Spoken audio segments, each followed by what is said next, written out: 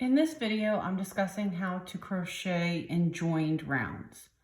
So when you crochet in joined rounds, to end every single round, you are going to slip stitch to the first stitch of that round. What happens is you can see how it will create a line of slip stitches in your project.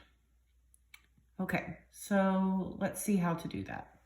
You're going to start each round by chaining one, or whatever the pattern tells you to do that you're following. Then you are going to do your very first stitch in the same stitch where you just chained one.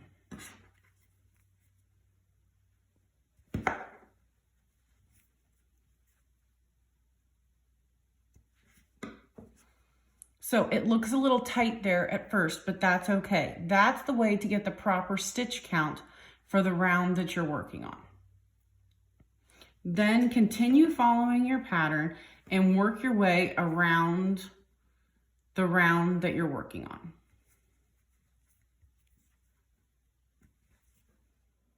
Okay, so now that we're at the end of the row, we finished our pattern for that round and the last single crochet. This stitch right here is not a part of your pattern. So when you count the number of stitches you should have in your round, it does not include putting a stitch into this slip stitch.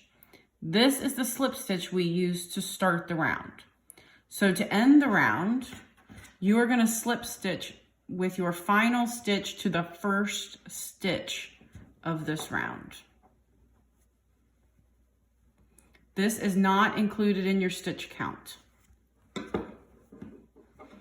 You can then see we're continuing this row of slip stitches, and you'll begin the next round just as you did this one by chaining one and putting that first stitch in where you've chained one in this first stitch. I hope this helps.